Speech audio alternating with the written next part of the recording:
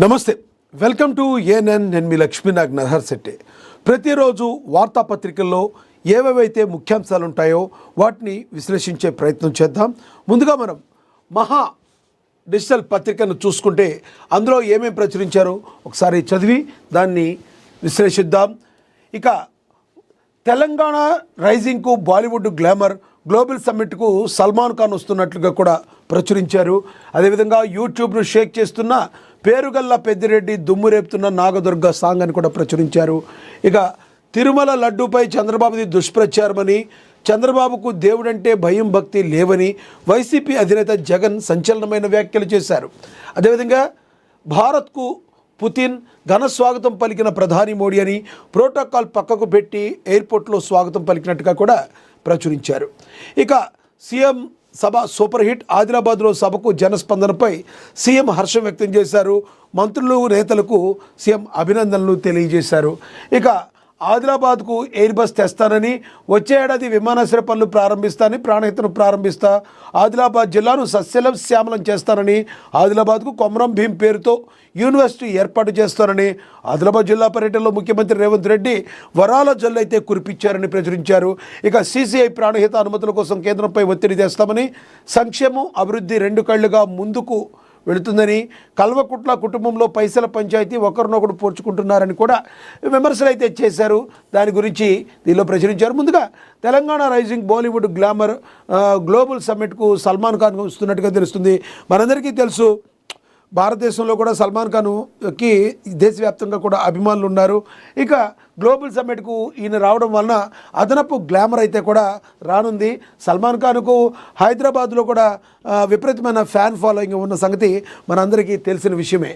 ఇక యూట్యూబ్ను షేక్ చేస్తున్న పేరుగల్ల పెద్దిరెడ్డి, దుమ్ము రేపుతున్న నాగదుర్గ సాంగ్ ఏదైతే మరి పల్లెలకు సంబంధించిన సాంగ్, ఫోక్ సాంగ్స్ ఏవైతే ఉన్నాయో మరి వీటిలన్నింటినీ కూడా మరి తెలంగాణ ప్రజలు ఎంతగానో ఇష్టపడతారు.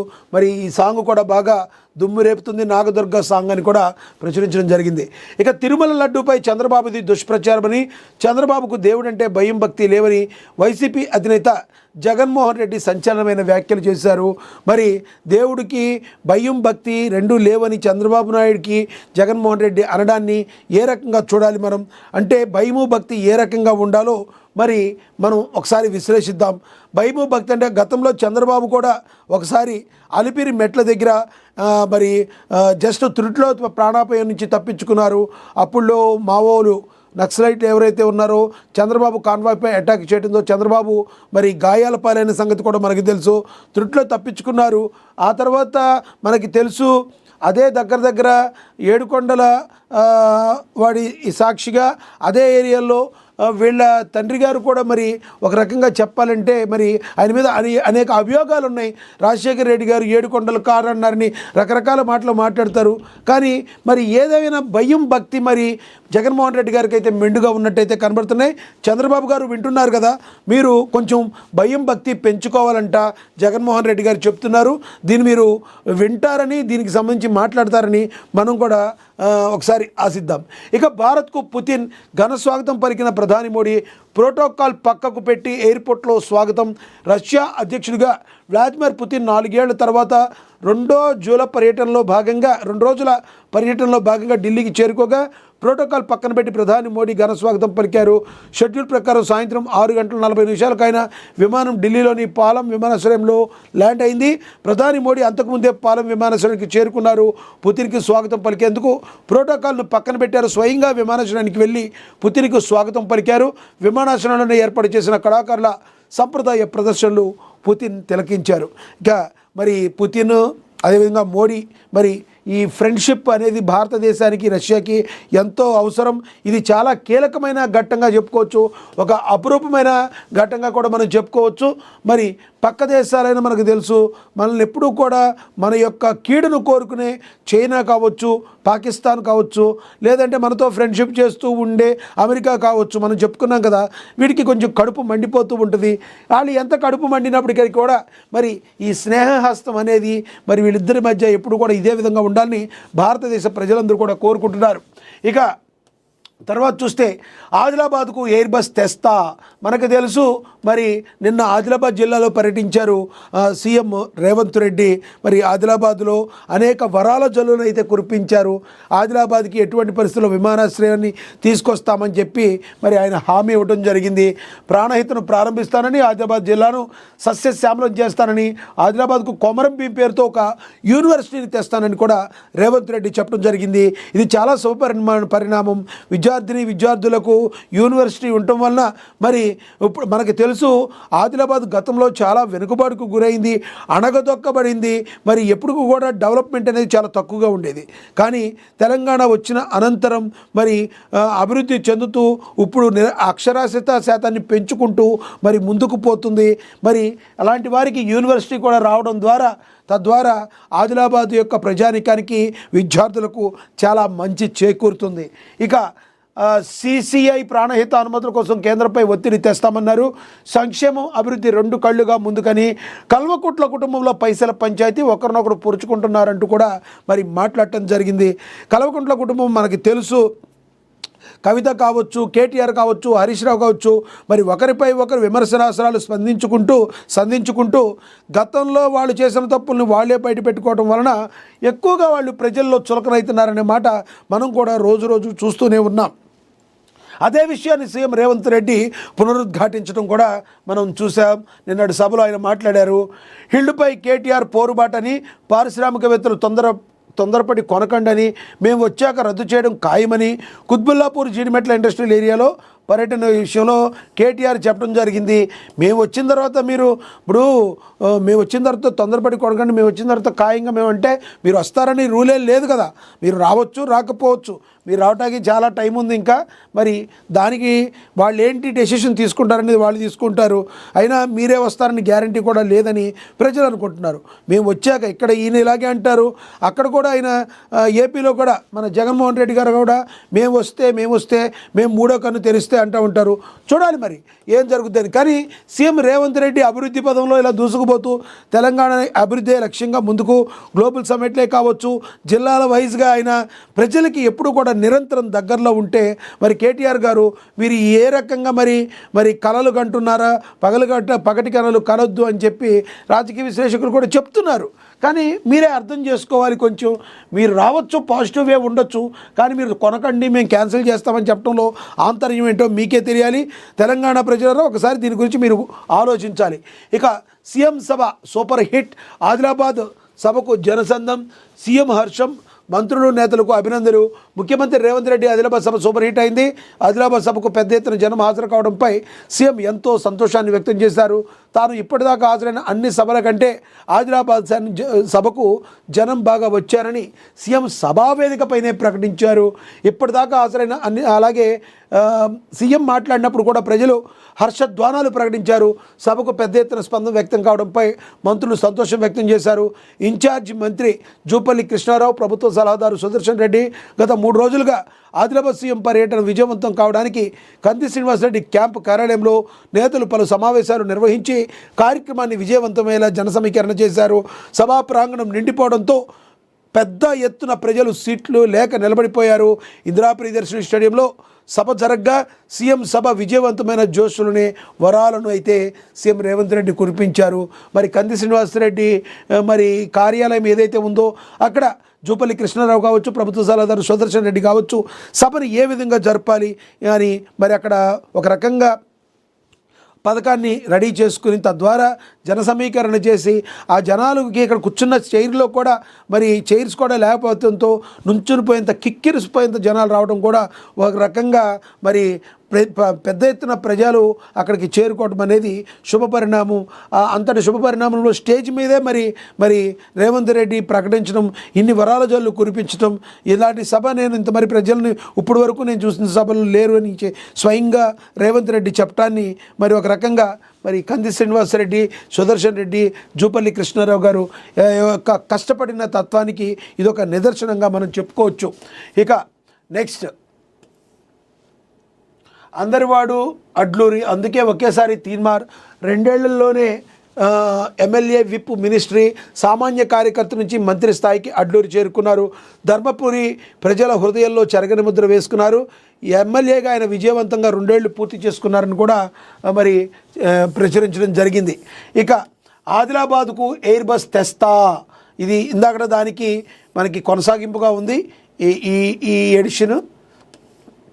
ఇంకా మహాపత్రికలో మళ్ళీ తర్వాత చూస్తే నామినేషన్ ప్రక్రియ సమర్థవంతంగా చేపట్టాలి, మంచిర్యాల జిల్లా ఎన్నికల అధికారి కలెక్టర్ కుమార్ దీపక్ చెప్పడం జరిగింది.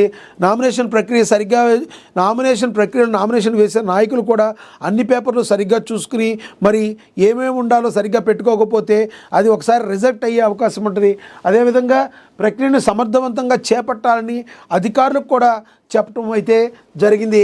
బీజాపూర్ అడవుల్లో మళ్ళీ ఎన్కౌంటర్ అని కూడా ప్రశ్నించారు. బీజాపూర్ అడవుల్లో గురువారం మరో ఎన్కౌంటర్ జరిగింది. భద్రతా బలాలకు మావోయిస్టుల మధ్య జరిగిన ఎదురుకాల్పుల్లో 7 మావోయిస్టులు చనిపోయారు. మరి మావోల యొక్క మరి వారి కోసం జల్లెడ ప్రభుత్వం పడుతూనే ఉంది. ఆపరేషన్ కగారులో భాగంగా కేంద్ర రాష్ట్ర ప్రభుత్వాలు, కేంద్రం అయితే ఆపరేషన్ కగారుని చేపట్టింది, అదేవిధంగా రాష్ట్ర ప్రభుత్వాలు కావచ్చు, ఏదైనా కూడా ఈ నక్సలైజాన్ని మాత్రం ఎటువంటి పరిస్థితుల్లో రూపుమాపాలను చూస్తున్నాయి. మరి దానిలో భాగంగానే మరి మళ్ళీ ఎన్కౌంటర్ జరిగింది. దానిలో దగ్గర 12 మంది మావోయిస్టులు మృతి చెందినట్టుగా కూడా వెల్లడించారు.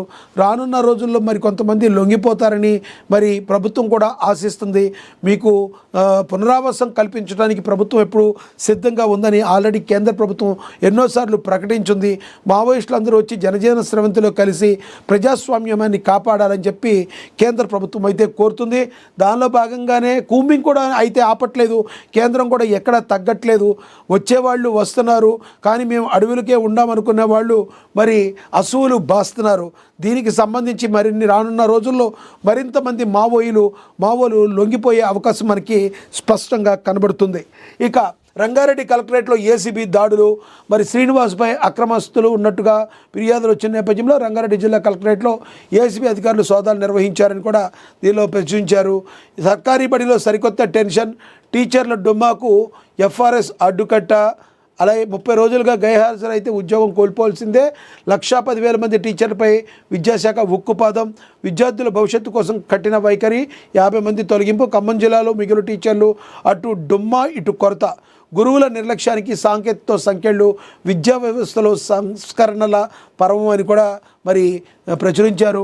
మరి విద్యార్థులకు విద్య రావాలి అంటే, చదువుకోవాలంటే మరి గురువులు అనేవాళ్ళు చాలా ఇంపార్టెంటు. మరి ఎవరైతే ఇప్పుడు సెలవు పెడతాం అనేది కామను, ఎవరికన్నా హెల్త్ బాగోకపోయినా అనివార్య కారణాల వలన సెలవు పెట్టుకోవచ్చు. అంతేగాని మరి విద్యార్థులను పట్టించుకోకుండా మనకి జాబ్ ఉందిలే ఏదో సెలవు పెట్టుకుందామని అదే పనిగా సెలవులు పెడితే వాళ్ళకు మాత్రం ఉద్వాసన పలికి మరి అక్కడ కొత్తగా రిక్రూట్మెంట్ చేసుకునే అవకాశం కూడా ఉంది. కాబట్టి తస్మాత్ జాగ్రత్త. మరి పిల్లల్ని సరైన మార్గంలో పెట్టడానికి, వాళ్ళని ఉన్నత శిఖరాలను ఎక్కించడానికి తీర్చిదిద్దేది గురువులు. అలాంటి గురువులు ఎప్పుడు కూడా నిరంతరం కూడా తమ విధి విధానాలను, తమ వృత్తిని మరి సరిగ్గా నిర్వర్తింప చేస్తే మాత్రమే మరి దానికి ఒక వాల్యూ అనేది ఉంటుంది. అది గురువులైతే మరి తెలుసుకోవాలి. విద్యార్థి నేత నుంచి కరీంనగర్ డీసీసీ అధ్యక్షుడిగా, నేడు డీసీసీ అధ్యక్షుడిగా బాధ్యతలు స్వీకరించనున్న మేడిపల్లి హాజరు కానున్న మంత్రులు శ్రీధర్ బాబు, పొన్నం, అదేవిధంగా అడ్లూరి అని కూడా ప్రకటించారు. గెలిపిస్తే రైల్వే గేటు సమస్య తీరుస్తానని సర్పంచ్ అభ్యర్థి దూసరి స్వప్నమురళి కూడా మరి చెప్పినట్టుగా కూడా ప్రచురించారు. ఇక మాజీ ముఖ్యమంత్రి రోసయ్య సేవలు చిరస్మరణీయమని జిల్లా కలెక్టర్ హనుమంతరావు అయితే కొనియాడారు. ఎన్నికల అధికారులతో సమీక్ష సమావేశం నిర్వహించారు యాదాద్రి భువనగిరి జిల్లాలో. ఇక ఎన్నికలకు సంబంధించి ప్రతిరోజు కూడా తమ విధి విధానాలు చేసుకుంటూ పోతున్నారు. ఇక ఢిల్లీ వేదికగా తెలంగాణ రహదారుల ప్రస్తావన. తెలంగాణ రాష్ట్రంలో రవాణా వ్యవస్థను మరింత బలోపేతం చేసే దిశగా గురువారం ఢిల్లీలో కీలక పరిణామం చోటు చేసుకుంది. రాష్ట్రంలో జాతీయ రహదారుల అభివృద్ధి, పెండింగ్ ప్రాజెక్టుల అంశంపై పార్లమెంట్ ప్రాంగణంలో చర్చకు వచ్చింది. BRS parliamentary party deputy leader, Rajya Sabha సభ్యులు వద్దిరాజు రవిచంద్ర గురువారం కేంద్ర రోడ్డు రవాణా, జాతీయ రహదారుల శాఖ మంత్రి నితిన్ గడ్కరీని మర్యాదపూర్వకంగా కలిశారు. పార్లమెంట్లోని కేంద్ర మంత్రి ఛాంబర్లో జరిగిన ఈ భేటీలో రాష్ట్రానికి సంబంధించిన పలు కీలక రోడ్డు రవాణా అంశాలపై ఆయన చర్చించడం జరిగింది. మరి ఎప్పుడైనా కూడా మన రాష్ట్రానికి మంచి జరిగితే దాన్ని మనం మంచిగానే చెప్పుకోవాలి. అది రాజకీయ పార్టీలతో సంబంధం అయితే ఉండదు. అందరివాడు అవమానాలు ఎదుర్కొన్న చోటే చరిత్రను తిరగరాశారు. మరి చరిత్రను తిరగరాసి పట్టుబదలని విక్రమార్కుల్లాగా సామాన్య కార్యకర్త నుంచి మంత్రి స్థాయి వరకు ఎదిగిన అడ్లూరి ధర్మపురి ప్రజల హృదయాల్లో చెరగని ముద్ర వేశారు. ఎమ్మెల్యేగా విజయవంతంగా 2 ఏళ్లు పూర్తి చేసుకున్నారని కూడా దీనిలో ప్రచురించడం జరిగింది. ఇక బీఆర్ఎస్ పాలనలో నిర్బంధాలు ఎదుర్కొన్నారు. ఆ రోజుల్లో మరి ఎంత నిర్బంధాలు ఎదుర్కొన్నారో అదేవిధంగా ఈ రోజున ప్రజలకి అంత చేరువై మరి ఎమ్మెల్యేగా మంత్రిగా తన స్థాయిని పెంచుకుంటూ ప్రజలకి మరింత చేరువయ్యారు మరి అడ్లూరి అని ప్రచురించారు. ఇక ఎమ్మెల్యే రంగారెడ్డి చొరవతో జోన్ మార్పు, ముఖ్యమంత్రి రేవంత్ రెడ్డికి ఎమ్మెల్యే ఉత్తరం. ఎల్బీనగర్ జోన్లో ఆదిపట్ల తుర్కయాంజల్ సర్కిళ్లు హర్షం వ్యక్తం చేస్తున్నారు నాయకులు మరియు ప్రజలు. ఇక పోస్టల్ బ్యాలెట్ నిర్వహణకు ఫెసిలిటేషన్ సెంటర్ల నందు పకడ్బందీగా ఏర్పాట్లు చేయాలని జిల్లా ఎన్నికల సాధారణ పరిశీలకులు రవి నాయక్ తెలపడం అయితే జరిగిందని కూడా ప్రచురించారు. రక్షణ అంశంపై అవగాహన కార్యక్రమం బాలల పరిరక్షణ విభాగం ప్రొటెక్షన్ ఆఫీసర్ షేక్ నాగుల్ మీరా కూడా పాల్గొన్నారని ప్రచురించారు. ఇక ఇందిరమ్మ ఇళ్ల స్థలాల కోసం లక్షల వసూళ్లు చేస్తున్నారు. వాళ్ళందరికీ కూడా మరి వినతి పత్రాన్ని అయితే ఇచ్చారు. ఎటువంటి పరిస్థితుల్లో దీనిలో ఫ్రాడ్ జరిగినా సరిగ్గా సంబంధిత అధికారులు ప్రజలకు సరిగ్గా చేరవేయకపోయినా కఠిన చర్యలు తీసుకుంటామని ఇప్పటికే మంత్రులు ప్రభుత్వ అధికారులు స్పష్టం చేశారు. ఇక జిల్లా పరిషత్ ఉన్నత పాఠశాలలో తోల్కట్ట ఎస్ఎఫ్ఐ మొయినాబాద్ మండల అధ్యక్షులు కార్యదర్శులు రేష్వంత్ మరియు చరణ్ గౌడ్ దీనిలో పాల్గొన్నారు అని ప్రశ్నించారు. ఇక తీవ్ర గాయాలతో యువకుడు దుర్మరణం అనుమానం వ్యక్తం చేసిన కుటుంబ సభ్యులు ఆదిపట్ల పోలీస్ స్టేషన్లో ఫిర్యాదు అందింది. ఇక మంచులో ప్రయాణం ప్రమాదం సూర్యాపేట జిల్లా ఎస్పీ కె నరసింహ మరి చెప్తున్నారు. ఎందుకంటే మంచు ప్రయాణం జరగడం వలన మంచులో తెల్లవారుజామున వెళ్ళడం వలన మనకి ఎదురుగుండా వచ్చే వెహికల్స్ కనబడకుండా ఉండే స్థితిలో ఉంటాయి. మనం లైట్ డప్పు కొట్టినప్పటికీ కూడా ఒక్కొక్కసారి కనబడని పరిస్థితి. స్లోగా వెళ్ళేటప్పుడు వెహికల్స్ ఏ ప్రాబ్లం ఉండదు, కానీ కొంత ఫాస్ట్గా వెళ్ళేటప్పుడు మాత్రం మనకి దగ్గర వరకు వచ్చేటప్పుడు కూడా వెహికల్స్ కనిపించని పరిస్థితి. అప్పుడు ఫాస్ట్గా వెళ్ళేవాళ్ళు కంట్రోల్ చేయడం కష్టమవుతుంది.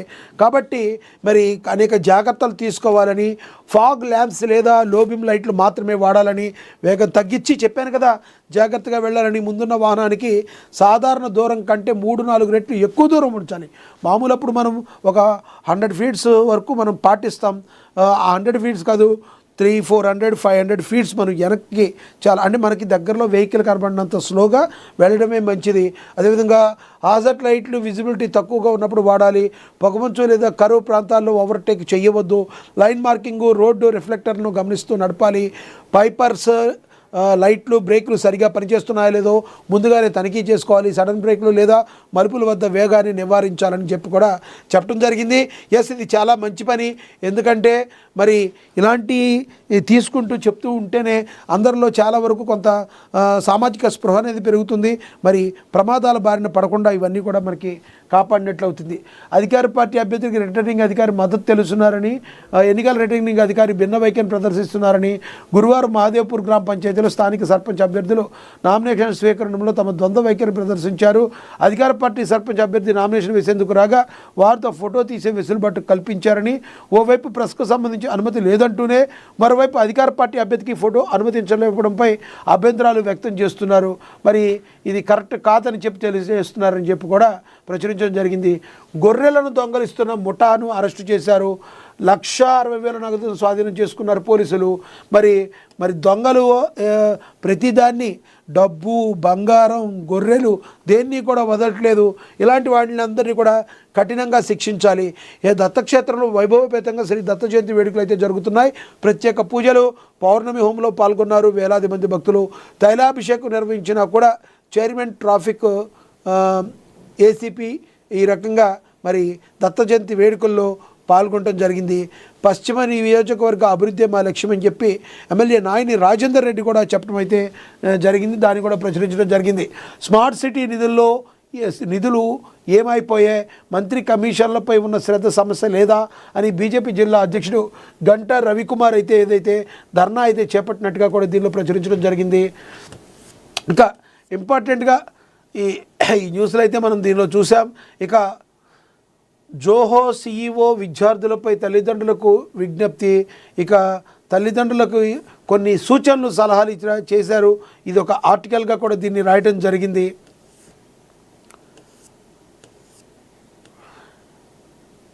పెళ్లిళ్ల వార్తపై స్పందించిన రష్మిక అని సినిమా న్యూస్లకు ఎడిషన్కి వచ్చేటప్పటికి రాశారు. ఇక పెళ్లిళ్ల వార్తల గురించి నటి రష్మిక స్పందించారు. విజయ్ దేవరకొండతో ఇప్పటికే నిశ్చితార్థం కూడా చేసుకున్నట్లు బలంగానే వార్తలు కూడా వచ్చాయి. కానీ వారిద్దరు మాత్రం అధికారికంగా ప్రకటించలేదు. అయితే ఫిబ్రవరిలో వారు పెళ్లి చేసుకోబోతున్నట్టు సోషల్ మీడియాలో వార్తలు వస్తున్నాయి. ఈ క్రమంలోనే ఇంటర్వ్యూలో రష్మిక స్పందించారు. తన పెళ్లి గురించి వస్తున్న రూమర్స్ను ఖండించలేని అంటూనే ఆ వార్తలను ఇప్పుడే ధృవీకరించలేనని కూడా అన్నారు. అయితే పెళ్లి గురించి తప్పకుండా సరైన సమయం ప్రదేశంలో మాట్లాడతానని క్లారిటీ ఇచ్చారు. ఈ సంతోషకరమైన వార్తను అందరితోనూ పంచుకున్న తర్వాతే పెళ్లి చేసుకుంటానన్నారు. ఇంతకు మించి పెళ్లి గురించి చెప్పలేనని రష్మిక చెప్పుకొచ్చారు. తన వ్యక్తిగత విషయాలను బయట ప్రపంచానికి చెప్పేందుకు పెద్దగా ఇష్టపడనని రష్మిక తెలిపారు. తాను ఇంట్లో ఉన్నప్పుడు సినిమాలకు సంబంధించిన విషయాలు పట్టించుకోనన్నారు. అదేవిధంగా బయటకు వచ్చినప్పుడు వ్యక్తిగత విషయాలు కూడా మాట్లాడానని, ఈ ఏడాది తన జీవితంలో చాలా ప్రత్యేకతమైనదని అన్నారు.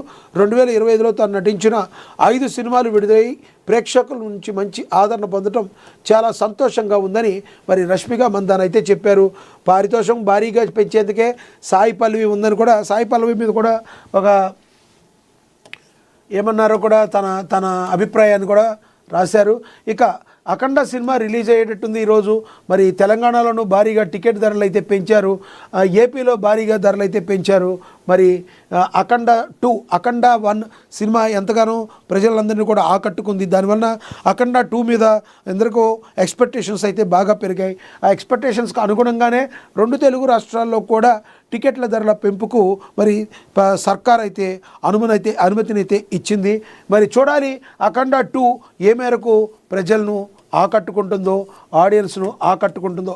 ఈ రకంగా ఈ రోజున మహాదినపత్రికలో, డిజిటల్ దినపత్రికలో మనం చూసాము. ఇంకా ఏపీ నుంచి చూద్దాం.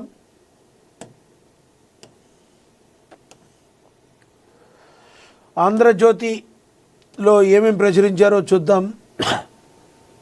25 ఒప్పందాలని పుతిన్ పర్యటన సందర్భంగా భారత్ రష్యా మధ్య కుదిరే అవకాశం ఉందని చెప్పి మళ్ళీ దీనిలో కూడా ప్రచురించారు. ఇక ఇదేంది జగనన్న అడ్డగోలు వాదనలు, అవాకులు, అబద్ధాలు, ఎంపిక చేసుకున్న మీడియాతో 22 గంటల 43 నిమిషాల పాటు ప్రెస్ మీట్, అరటి నుంచి కల్తీ నెయ్యి దాకా అన్నిటిపైన సొంత తీర్పులు, ప్రశ్నలకు అవకాశం ఇవ్వకుండా డైవర్షన్ పేరుతో ముగింపు. వాడు వీడు ఎవడు, ఐపీఎస్ఎల్పై జగనన్న అనుచిత వ్యాఖ్యలు, కోర్టుల ఆదేశాలతో దర్యాప్తు జరుగుతున్న అక్కసు, బాబు కుట్రంటూ చిందులు, పరకామణిలో చోరీ చిన్న విషయమన్నట, కల్తీ నెయ్యిపై దర్యాప్తు చేయొద్దట, తమ వాళ్ళంతా సచ్చీలురంటూ కితాబు, చెప్పింది మాత్రమే వినండి, ప్రశ్నలు అడగొద్దంటూ ఏకంగా 2 గంటల 43 నిమిషాలు ప్రెస్ మీట్ పెట్టారు. కోర్టు తీర్పు మేరకు జరుగుతున్న దర్యాప్తులపైన రాజకీయం, మా వాళ్ళంతా మంచోళ్ళంటూ కితాబులు, అర్థ సత్యాలతో అడ్డగోలు వాదనలు, ఇది జగనన్న తీరని కూడా ప్రచురించడం అయితే జరిగింది. మరి ఆ పరకామణిలో ఏదైతే మనం కూడా నేను చూసాము, ఆ పరకామణి కేసుకు సంబంధించి ఎవరైతే మరి ఆ దొంగతనం చేసిన ఇష్యూ ఉందో అవి చాలా చిన్న డాలర్లు, ఒక 70,000 రూపాయల వరకు ఉండే అమౌంట్, దానికి ఆయన దగ్గర లక్షల్లో కోట్లలో వసూలు చేశారని చెప్పారు. దీని గురించి కూడా అదేవిధంగా ఐపీఎస్పై కూడా జగన్ అనుచిత వ్యాఖ్యలు చేశారని కూడా దీనిలో ప్రచురించడం జరిగింది. ఇక కల్తీ నెయ్యి దర్యాప్తు చెయ్యొద్దట, తమ వాళ్ళంతా సచ్చీలురంట. మరి గతంలో కూడా ఆయన అధికారంలో ఉన్నప్పుడు ప్రెస్ మీట్ ఎప్పుడు పెట్టలేదు. మనందరికీ కూడా తెలుసు, జగన్మోహన్ రెడ్డి గారు ఎప్పుడు కూడా ప్రశ్నలు ఎదుర్కోలేదు ఆయన అధికారంలో ఉన్నప్పుడు. కానీ ప్రతిపక్షంలో ఉన్నప్పుడు మాత్రం ప్రెస్ ముందుకు వస్తున్నారు. అది కూడా మనం ప్రెస్ మీట్ అంటే ఏం చేస్తాం, ప్రశ్న ఎవరినైనా పిలుస్తాం. కానీ అలా కాకుండా కేవలం తనకు బాకాలు ఇది లేదంటే తనని ప్రశ్నించని ప్రశ్న మాత్రమే ముందు పెట్టుకుని దగ్గర 3 గంటలు 2 గంటల 43 నిమిషాలు అంటే ఒక 7 నిమిషాలు తక్కువ 3 గంటల పాటు మాట్లాడటం అనేది నిజంగా ఒక ఆశ్చర్యకరమైన విషయమే. ఇలాంటి అన్నీ కూడా జగన్మోహన్ రెడ్డి గారికే చెందుతాయి. ఇంక వేరే ఎవరికి కూడా ఇది అయ్యే పని కాదు. ఈ ఘనత, ఈ క్రెడిట్ అంతా జగన్మోహన్ రెడ్డి గారిది అని చెప్పి రాజకీయ విశ్లేషకులు కూడా చెప్తున్నారు. అదే దీనిలో ప్రచురించడం జరిగింది. ఆ ముగ్గురిని బొక్కలో పెట్టాలి, చంద్రబాబు, పవన్, లోకేష్పై జగన్ ధ్వజం, ఏ హామీని నెరవేర్చకుండా మోసం చేశారని, రైతుల ముందుకెళ్తే చంద్రబాబును తంతారని, గ్లోబల్స్కు బాబు మాస్టారు జైల్లో పెట్టి తన్నాలి, అమాయకులన్న జోగి పిన్నెల్లి సోదరులు వంశీ చెవిరెడ్డి కృష్ణమోహన్ రెడ్డి ధనుంజయ రెడ్డిని కేసులో ఇరికించారని జగన్మోహన్ రెడ్డి చెప్పారు. సబ్జెక్ట్ డైవర్ట్ అవుతుందంటూ మూడు రాజధానుల అంశాన్ని అయితే మాత్రం దాటవేశారు. రైతుకు సహాయంపై చర్చకు సిద్ధమా అని అచ్చెన్న అయితే ఈయనకి సవాల్ అయితే విసిరారు. ఇక చంద్రబాబుని పవన్ని లోకేష్ని జైల్లో పెట్టాలి, చంద్రబాబుని జైల్లో పెట్టి తన్నాలని కూడా చెప్పారు. ఎందుకో మరి మీరైతే ప్రజలు ఏమనుకుంటున్నారో మీరు కమెంట్ బాక్స్ రూపంలో కమెంట్ పెట్టండి. ఎందుకంటే ఒకప్పుడు ఇదే జగన్మోహన్ రెడ్డి చంద్రబాబుని నడి రోడ్డు మీద ఉరి తీయాలన్నారు, ఇప్పుడైతే మరి జైల్లో పెట్టి తన్నాలంటున్నారు. మరి జగన్మోహన్ రెడ్డి గారు పాపం జైలుకి వెళ్ళారు కాబట్టి, ఆయన 16 నెలలు చెప్పకూడదు తిన్నారు కాబట్టి, ఇప్పుడున్న మిగతా వాళ్ళందరూ కూడా జైలుకి వెళ్ళి చెప్పకూడదు తింటే మనం అందరం కూడా సమానం అనే ఫీలింగ్లోకి తీసుకెళ్లాలని కోరుకుంటున్నారా ఏంటి జగన్మోహన్ రెడ్డి గారు అని చెప్పి సామాన్య ప్రజలైతే ప్రశ్నిస్తున్నారు. ఇక స్వతంత్ర పంచాయతీలు చిత్తూరులో DDO కార్యాలయ శిలాఫలకాన్ని ఆవిష్కరిస్తున్న డిప్యూటీ సీఎం పవన్ కళ్యాణ్, ఎమ్మెల్యేలు గురజాల మురళీమోహన్ తదితరులు అని చెప్పి దీనిలో ప్రచారం. కార్యాలయాల చుట్టూ తిరగాల్సిన పని లేదు, పంచాయతీ స్థాయిలోనే పరిష్కారం, DDO కార్యాలయాలతో పౌర సేవలు విస్తృతం ఉప ముఖ్యమంత్రి పవన్ కళ్యాణ్ తెలియజేశారు.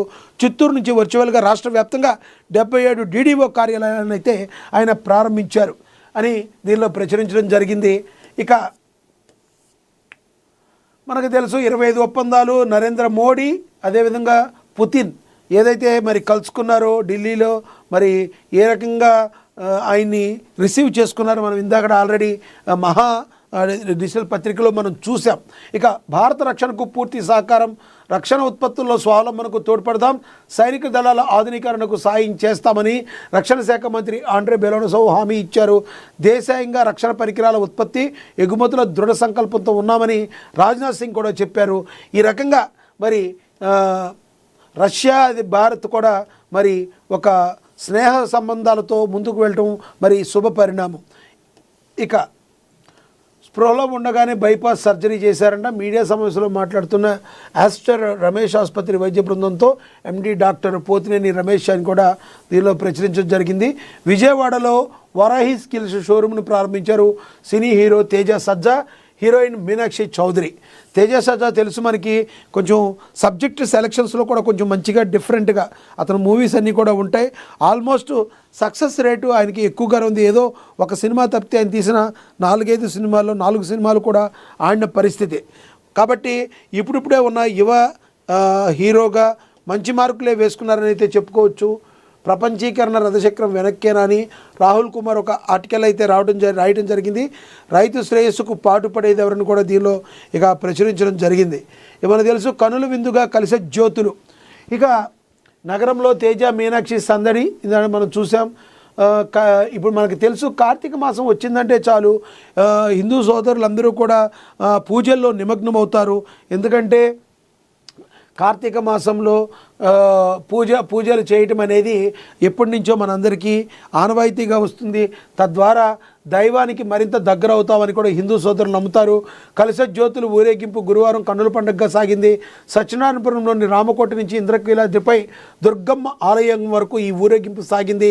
గంగా సమేత దుర్గా మల్లేశ్వర స్వామి ఉత్సవమూర్తులకు రథాన్ని అధిష్ఠించగా ఎమ్మెల్యే బోండా ఉమామహేశ్వరరావు, దుర్గగుడి చైర్మన్ బొర్రా రాధాకృష్ణ, ఈవో శ్రీనివాస నాయక్, సీనా నాయక్ పాల్గొన్నారు. భక్తులతో జ్యోతులు చేపట్టి ముందుకు సాగారు. ఇది బెజవాడలో జరిగింది. చాలా కన్నుల పండుగగా కమనీయంగా జరిగింది. మరి మనకి దీన్ని ఇక్కడ చూడొచ్చు. ఉత్సవమూర్తుల్ని ఊరేగిస్తున్నప్పుడుగా మనకు తీసిన ఇమేజ్ను కూడా దీనిలో ప్రచురించారు. Vijayawada Hyderabad Boeing wide body విమానాలు 10 రోజుల్లో తీసుకొచ్చేందుకు ప్రయత్నించాలు. ఫలించిన ఎంపీ కేశినేని శివనాథ్ యొక్క కృషి. కేశినేని శివనాథ్ అంటే ఎవరో కాదు, కేశినేని చిన్నినే కేశినేని శివనాథ్ అంటారు. ఆయన కేశినేని నాని యొక్క సోదరుడు. ఆయన టీడీపీలో ఉన్నారు. మరి కేశినేని నాని మీకు తెలుసు, టీడీపీలో ఉండి ఆయన వైసీపీకి జంప్ అయ్యి అనూహ్యంగా ఎంపీగా ఓటమి పాలైన సంగతి మనకి తెలుసు. కన్నుల పండుగ కనకదుర్గమ్మ కలిస జ్యోతి ఊరేగింపు దాని గురించి కూడా ప్రచురించారు. ఇక సాగునీటి కష్టాలకు కేర్ ఆఫ్, పుష్కలంగా నీరున్న అన్నదాతకు తప్పని తిప్పలు. కృష్ణా సెంట్రల్ కమిటీ అత్యుత్సాహం, రైతులకు శాపం. స్పందించని పాలకులు, ప్రశ్నించని రైతు సంఘాలు, ఆసరా లేక కలెక్టర్ను ఆశ్రయించిన అన్నదాతలు. ఆర్థిక ఇబ్బందులున్న సప్లై ఛానళ్ల ఏర్పాటు, పులిచింతల ప్రాజెక్ట్ గురించి కూడా మరి రాశారు.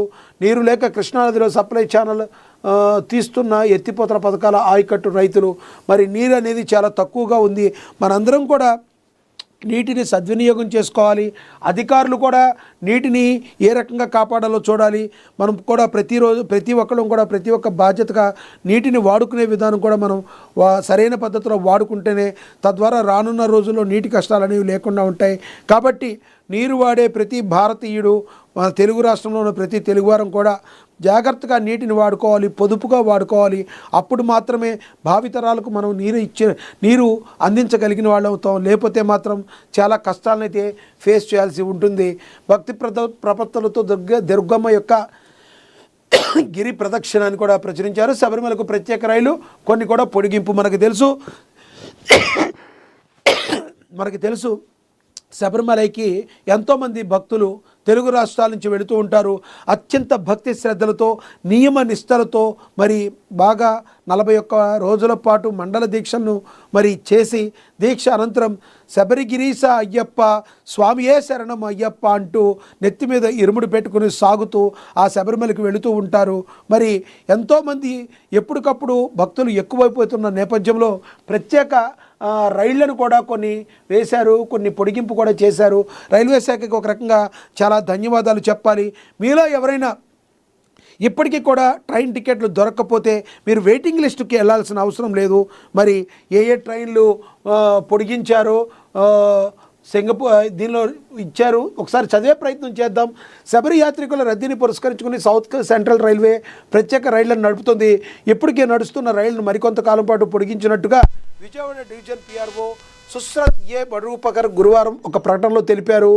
అలాగే 07125 నర్సాపూర్ కొల్లం శనివారం బయలుదేరుతుందంటే ఇది. అదేవిధంగా 27న ఒక సర్వీస్ మాత్రమే నడుస్తుందంటే ఈ నెల. అదేవిధంగా 07127 మీరు నోట్ చేసుకోవచ్చు. చర్లపల్లి కొల్లం జనవరి 10వ తేదీన 17న శనివారం నడుస్తుందంట. అదేవిధంగా 07126 కొల్లం టు చర్లపల్లి ఇది సోమవారం ఈ నెల 29వ తేదీన ఉంటుంది. 07128 కొల్లం చర్లపల్లి ఇది కూడా సోమవారం ఉంటుంది, జనవరి 12 అలాగే 19న. ఈ 12 అంటే ఇది జ్యోతికి దర్శనానికి వెళ్ళే వాళ్ళకి ఉంటుంది. మరి ఈ సర్వీసు నెంబర్ని మీరు రాసుకుని ఉంటే మీకు టికెట్లు కన్ఫర్మ్ కాకపోతే ఈ స్పెషల్ ట్రైన్ ద్వారా వెళ్ళి మీరు ఆ అయ్యప్పని శబరిమలీశ్వరుని దర్శనం చేసుకోవచ్చు. ఇక కొనసాగుతున్న పొడిగింపు 07117 సిరిపూర్ కాగజ్ నగర్ కొల్లం శనివారాల్లో నడుస్తుంది. ఈ నెల 3వ తేదీన ఒక సర్వీస్గా నడుస్తుంది. 07118 కొల్లం చర్లపల్లి సోమవారాల్లో బయలుదేరుతుంది. జనవరి 5న ఒక సర్వీస్గా నడుస్తుంది. ఈ రైళ్లను ప్రస్తుతం ఉన్న షెడ్యూలే వర్తిస్తుంది. అలాగే కొండవీడు ఎక్స్ప్రెస్ వేళల్లో మార్పు. యశ్వంత్పూర్ మచిలీపట్నం కొండవీడు ఎక్స్ప్రెస్ 17212కు జనవరి 1 నుంచి సమయాల్లో మార్పులు చేసినట్టు డివిజన్ పిఆర్ఓ ఓ ప్రకటనలో తెలిపారు. సవరించిన సమయాలు ఇలా ఉన్నాయని చెప్పి దీనిలో రాయడం జరిగింది. ఓవరాల్గా మీరు స్పెషల్ ట్రైన్లు అయితే ఉన్నాయి శబరిగిరి వెళ్ళడానికి. మీకు టికెట్లు ఇప్పటి వరకు చేసుకోకపోతే మీరు భయపడాల్సిన అవసరం లేదు. ఈ స్పెషల్ ట్రైన్లు మీరు చూసుకుని చక్కగా రైల్వే శాఖలో మీరు ఇంకొకసారి కన్సల్ట్ చేసి మీరు హ్యాపీగా టికెట్స్ అయితే చేసుకోవచ్చు. ఇక గాయని పి సుశీలకు కృష్ణమాచార్యులు కళాపీఠ పురస్కారాన్ని అయితే మరి అందించారు. మనకు తెలుసు సుశీలమ్మ అంటే మరి తెలవని వాళ్ళు తెలుగు ప్రజలు ఉండరు. ఆ రకంగా వస్తే తెలుగు కాదు, బాలీవుడ్, శాండిల్వుడ్, కోలీవుడ్ అంటే తెలుగు, తమిళ, కన్నడ, మలయాళ భాషలన్నింటిలో కూడా సుపరిచితురాలు మరి సుశీలమ్మ. ఆవిడ యొక్క కంఠం నిజంగా మధురాతి మధురం. సుశీలమ్మకు కృష్ణమాచార్యుల కళాపీఠ పురస్కారాన్ని అయితే అందజేసి ఆవిడని ఘనంగా సత్కరించడం అయితే జరిగింది. ఇళ్ల కూల్చివేతపై విచారణ జరిపించాలని సిపిఎం నేత సిహెచ్ బాబురావు అంట పిలుపునిచ్చారు. దీన్ని కూడా ప్రచురించడం అయితే జరిగింది. ఇక దాతల సేవలు అభినందనీయమని మరుగుదొడ్ల నిర్మాణానికి శంకుస్థాపన చేస్తున్నారు ఎమ్మెల్యే గద్దె రామ్మోహన్ రావు. మనకు తెలుసు ఆయన విజయవాడలో ఉంటారు. ఎమ్మెల్యే గద్దె రామ్మోహన్ రావుకి మంచి ఫాలోయింగ్ కూడా ఉంది. అక్కడ ఎప్పటికప్పుడు సమస్యలను పరిష్కరించడానికి ప్రజల కొరకు పనిచేస్తూ ఉంటారు గద్దె రామ్మోహన్. ఇక విలువైన సమయం వృధా చేయవద్దునని, సోషల్ మీడియాకు బానిసలు కావద్దునని, అవసరం మేరకే సాంకేతిక పరిజ్ఞానం మాజీ ఉపరాష్ట్రపతి వెంకయ్యనాయుడు పిలుపునిచ్చారు. ఇక నగరంలో శంబాల సందడి అని కూడా దీనిలో ప్రచురించడం జరిగింది. ఆత్మ పరిశీలన చేసుకోండి, వృత్తికి న్యాయం చేస్తున్నారో లేదో అని కూడా చెప్పడం జరుగుతుంది. విహెచ్సి వైద్యులకు మంత్రి సత్యకుమార్ కూడా హితవునైతే పలకటం అయితే జరిగింది. మంత్రి సత్యకుమార్ రైతుల ఇబ్బందులను చూపిస్తూ కౌలు రైతుల సంఘ నేతలు రైతులు ధాన్యాన్ని తక్షణం కొనాలని ప్రకటించి మద్దతు ధర ప్రకటించాలని ఏపీ కౌలు రైతు సంఘం అయితే డిమాండ్ చేస్తుంది. మరి మనందరికీ తెలుసు, రైతుల్లో ఎక్కువ ఇబ్బందులు బాధపడే వాళ్ళు కౌలు రైతులు ఉంటారు. ఆ రైతులకి ఏదన్నా చేస్తూ ఉంటారు, కానీ కౌలు రైతును పట్టించుకున్న పాపానైతే ఎవరూ పోలేదు. తక్కువ మంది పట్టించుకుంటారు కౌలు రైతుల్ని, కానీ కౌలు రైతు యొక్క పరిస్థితి ఏంటి అని మరి దాని గురించి ఆలోచించి గతంలో కౌలు రైతుల యొక్క సమస్యల్ని ప్రతిపక్షంలో ఉన్నప్పుడు పవన్ కళ్యాణ్ గారు గుర్తించి కౌలు రైతులకి చేయూతగా నుండి ఆయన సొంత నిధులను కూడా ఇవ్వటం కూడా జరిగింది కౌలు రైతులకి. అప్పుల్లో కొంతమంది కౌలు రైతులు ఎవరైతే ఆత్మహత్యలు చేసుకున్నారో వాళ్ళకి కూడా ఆయన అండగా నిలవటం జరిగింది ఆయన ప్రతిపక్షంలో ఉన్నప్పుడు. ఇప్పుడు కూడా అధికార పక్షంలో ఉన్నారు కాబట్టి కౌలు రైతుల యొక్క పరిస్థితిని పవన్ కళ్యాణ్ గారు దాన్ని దృష్టిలోకి తీసుకుని వాళ్ళ ఇబ్బందులను పరిష్కరించాలని చెప్పి కౌలు రైతులు కూడా కోరుకుంటున్నారు. మరి పవన్ కళ్యాణ్ గారు కౌలు రైతుల్ని మరి ఇప్పుడు కూడా ఆదుకోవాలని ప్రజలందరూ కూడా కోరుకుంటున్నారు. ఇక ఈ రకంగా చూసుకుంటే మరి శతక జో రూట్ ఇంగ్లాండ్ తొలి ఇన్నింగ్స్ 325కు 9 స్కోర్ 6 వికెట్లు ఆశిస్తూ రెండో టెస్టు అక్కడ యాషెస్ సిరీస్ జరుగుతుంది. మనకు తెలుసు ఇండియా పాకిస్తాన్కి ఎంత ఫేమస్సో ఎంత ప్రజాదరణ ఉంటుందో యాషెస్ సిరీస్ కూడా ఇంచుమించు అంతే ప్రజాదరణ ఉంటుంది. వాళ్ళు ఇంగ్లాండు అదేవిధంగా ఆస్ట్రేలియా రెండూ కూడా చాలా ప్రతిష్టాత్మకంగా తీసుకుంటాయి ఈ సిరీస్ని. దానిలో భాగంగా ఇంగ్లాండు మరి జో రూట్ అయితే శతకమైతే బాదారని దీనిలో ప్రచురించారు. ఇక స్పోర్ట్స్కు సంబంధించి 100 అందేనా మరో 16 శతకాల దూరంలో విరాట్ కోహ్లీ ఉన్నాడు. దక్షిణాఫ్రికాపై 2 వన్డేలతో వరుసగా 2 సెంచరీలు బాదిన విరాట్ కోహ్లీ తన పూర్వపు రోజుల్ని గుర్తు చేసుకున్నాడు. నిజంగా విరాట్ కోహ్లీ ఫామ్లోకి రావాలని ప్రతి ఇండియన్ కూడా కోరుకుంటున్నాడు. మరి సచిన్ టెండూల్కర్ రికార్డ్ని సమం చేయాలంటే 16 శతకాలు బాదాలి, మామూలు విషయం కాదు. మనకి 16 ఒకప్పటి మరి 84 వరకు కొట్టిన విరాట్ కోహ్లీని 16 కదా అనుకోవచ్చు, కానీ గతంలో కొంత ఫాము కోల్పోయి తడబాటు పడిన విరాట్ కోహ్లీ మరి కష్టమేనని అందరూ కూడా ఒక అంచనాకు వచ్చేశారు. కానీ సౌత్ ఆఫ్రికాతో ఆడిన ఆటను చూసి మళ్ళీ విరాట్ కోహ్లీ అభిమానుల్లో మరి అందరిలో భారతదేశ అభిమానుల్లో కూడా మరి ఆశలు చిగురిస్తున్నాయి. అంటే 100 సెంచరీలు అంటే మామూలు విషయం కాదు. ఇది భారతే కాదు, అందరు క్రికెటర్లకెల్లా టాప్లో ఉన్నారు మన క్రికెట్ గాడ్ సచిన్ టెండూల్కర్. మరి అన్ని ఫార్మెట్లో కలిపి 100 సెంచరీలు చేయడం అంటే అది మామూలు విషయం కాదు. ఇప్పటికే పలు క్రికెట్లకు ఈయన కొన్ని రిటైర్మెంట్ ప్రకటించున్నారు, కానీ వన్డేలకు మాత్రం ఇంకా ఆయన రిటైర్మెంట్ ప్రకటించలేదు విరాట్ కోహ్లీ. కాబట్టి అందరం ఎక్స్పెక్ట్ చేయాలి మరిన్ని ఇన్నింగ్స్లు ఆడి అతి తక్కువ ఇన్నింగ్స్ల్లో మరి ఆ సెంచరీలు కూడా కంప్లీట్ చేసి 100 సెంచరీలు కంప్లీట్ చేయాలని ప్రతి విరాట్ కోహ్లీ అభిమాని కూడా కోరుకుంటున్నాడు. ఇన్ఫ్యాక్ట్ నేను కూడా అయితే కోరుకుంటున్నాను విరాట్ కోహ్లీ 100 సెంచరీలు పూర్తి చేయాలని. ఎందుకంటే సచిన్ టెండూల్కర్ అంటే మనందరికీ కూడా ఆరాధ్య దైవం. మళ్ళీ కొడితే ఆ రికార్డు మన భారతీయుడే కొట్టాలి, ఇంకొకరికి మాత్రం అవకాశం ఇవ్వకూడదు. మన భారతీయుడు 100 సెంచరీలు చేస్తే మనకే గర్వకారణం కదా. మీరేమంటారు ఫ్రెండ్స్? కింద కమెంట్ బాక్స్ రూపంలో కమెంట్ చేయండి. ఓవరాల్గా చూసుకుంటే మరి ఈరోజు తెలంగాణ ఆంధ్రప్రదేశ్ వ్యాప్తంగా ఇంపార్టెంట్ వార్తలు అయితే మనం చదివాము, వాటిని విశదీకరించే ప్రయత్నం అయితే చేశాం. ప్రతిరోజు కూడా మరి వార్తాపత్రికల్లో ఏవైతే ఇంపార్టెంట్ న్యూస్ ఉంటాయో దాన్ని విపులీకరంగా వాటిని విశ్లేషించే ప్రయత్నం చేద్దాం. ఎప్పుడు నేను మీతో ఉంటాను. నేను మీ లక్ష్మీ నరహరి శెట్టి. నమస్తే.